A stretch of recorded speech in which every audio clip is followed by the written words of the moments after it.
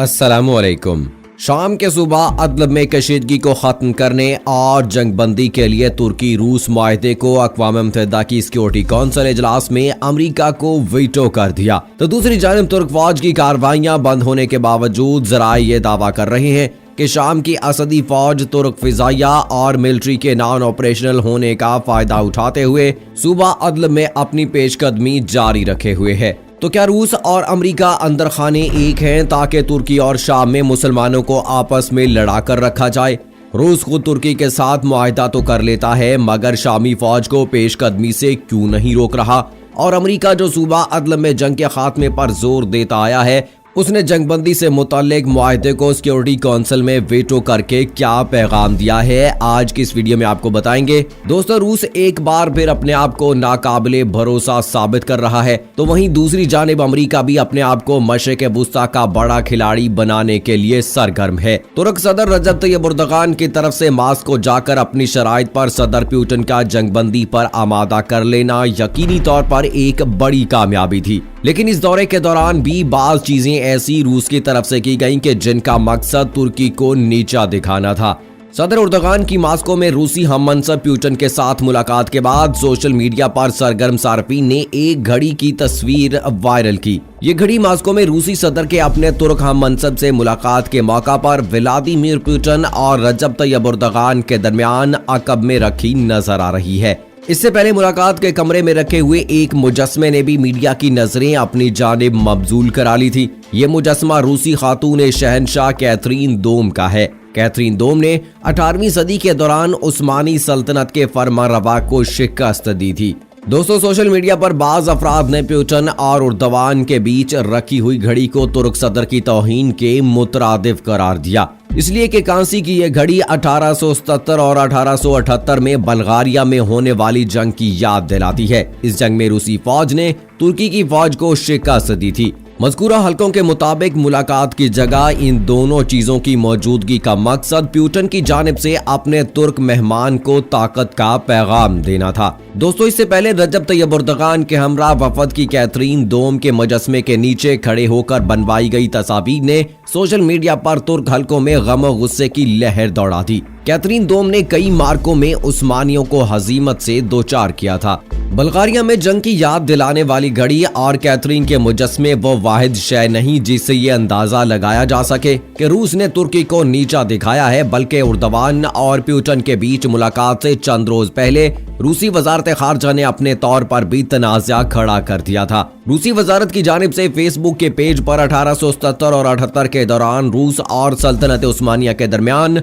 होने वाली जंगों से मुतल्लिक पोस्ट की गई। बहरहाल, इन सब मनफी चीजों के बावजूद शामी सूबा अदल में जंगबंदी की अच्छी खबर सामने आई और तुर्क सदर ने रूस पर बावर कराया कि जंग मसले का हल नहीं। इस जंगबंदी के बाद खिते में मौजूद तमाम इकाइयों ने जंगबंदी पर अमल दरामद का ऐलान किया और इस अमन मुआहदे को अक़वाम मुत्तहिदा की सिक्योरिटी काउंसिल में पेश करके मंजूरी लेने की कोशिश की गई है, जिसको नाकाम बनाने के लिए अमेरिका ने करारदाद को वीटो कर दिया है। खबर इदारों के मुताबिक न्यूयॉर्क में सफारती ज़राए ने बताया कि अमेरिका ने सलामती काउंसिल में शाम में जंगबंदी की हमायत में मुश्तरका बयान जारी करने को वीटो कर दिया है। शाम में जंगबंदी की ये नई कोशिश रूस और तुर्की ने मुश्तरका तौर पर की है। अमेरिका ने इस करारदाद को ये कहकर वीटो किया कि ये अभी बहुत ही इब्तदाई है। ऐसे ही तासुरात बरतानिया और जर्मनी की जानिब से भी सामने आए हैं। जर्मन सफीर क्रिस्टोफ ह्यूस्गन का कहना था कि ये देखना अहम है कि आइंदा दिनों में जंगबंदी पर मुनासिब अंदाज में अमल भी किया जाएगा या नहीं।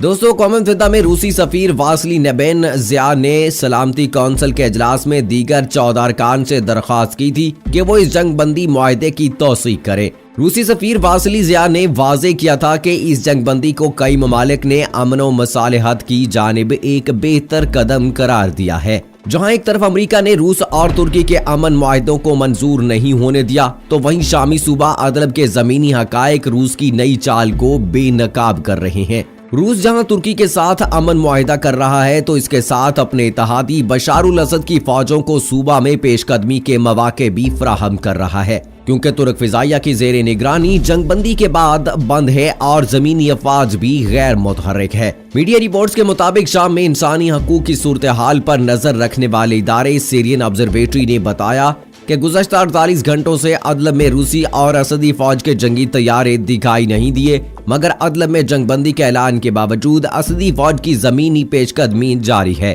شامی فوج نے کفر نبل میں مار موخس اور البریج کے مقامات کا کنٹرول سنبھال لیا ہے۔ اس پیش قدمی میں شامی فوج کو عسکری گروپوں کی طرف سے کسی قسم کی مزاحمت نہیں کی گئی۔ دوستو، روس کا بظاہر یہ اقدام جہاں ایک طرف صوبے میں بشار الاسد کی عملداری کو بڑھا رہا ہے، تو وہیں ترکی اور یورپ کے تعلقات کو بھی خراب کرنے کی ایک کوشش معلوم ہوتی ہے، کیونکہ اگر صوبہ ادلب میں جنگ ہوتی ہے تو شامی پناہ گزین ترک کا رخ کریں گے اور وہاں سے وہ یورپ کی طرف جانے کی کوشش کریں، اور ایسا ہو بھی رہا ہے۔ اور ترکی یونان بارڈر پر شامی پناہ گزینوں کو یونان میں داخلے سے روکنے کے لیے پورے یورپ سے فوجی کمانڈوز موجود ہیں۔ یوں شامی پناہ گزینوں کے مسئلے پر ترکی اور یورپ کے تعلقات مزید خراب ہو سکتے ہیں، جن کا براہ راست فائدہ روس کو ہی پہنچے گا، کیونکہ روس ترکی کے ساتھ کھلی جنگ کا کوئی ارادہ نہیں رکھتا۔ صوبہ ادلب کی کشیدگی کو صرف اور صرف ترکی اور اس کے نیٹو اتحادی یورپ کے مابین تعلقات کو خراب کرنے کی ایک کوشش کہا جا سکتا ہے۔ دوستو، اس ساری صورتحال میں ترک صدر رجب طیب اردغان روس کے خطرے کے پیش نظر امریکہ اور نیٹو سے مدد مانگنے کے متمنی ہیں، اور نہ ہی وہ روس کے سامنے گھٹنے ٹیکنے پر آمادہ ہیں۔ ترکی کے لیے شامی صوبہ ادلب میں جنگ بندی صرف اور صرف ایک انسانی المیے کو روکنے کے لیے ضروری ہے، لیکن اگر بات آگے بڑھتی ہے تو پھر ترکی اپنی سلامتی کے لیے روس اور ترکی جنگ بندی کو ختم بھی کر سکتا ہے، کیونکہ ترک صدر اردغان نے اعلان کر رکھا ہے کہ وہ ان لوگوں کو جواب ان کی میز پر ہی دیں گے جن کی نظریں ترک سلامتی پر مرکوز ہیں۔ ترکی سمجھتا ہے کہ صوبہ ادلب میں محاذ آرائی کا مقصد ترکی کو نشانہ بنانا ہے، اور ہم کبھی بھی ہار نہیں مانیں گے، کیونکہ یہ ہمارے مذہب، اقتدار اور تاریخ سے مطابقت نہیں رکھتا۔ تو دوستو، امریکہ کوئی اس طرح کا کام نہ کرے کہ جس طرح سے انہوں نے اب روس اور ترکی کے درمیان ہونے والے معاہدے میں پنگا لیا ہے، تو یہ کوئی نئی بات نہیں ہے، وہ آئے روز اس طرح کے کام کرتا رہتا ہے۔ آپ امن کے مذاکرات کی جہاں بھی بات کریں گے،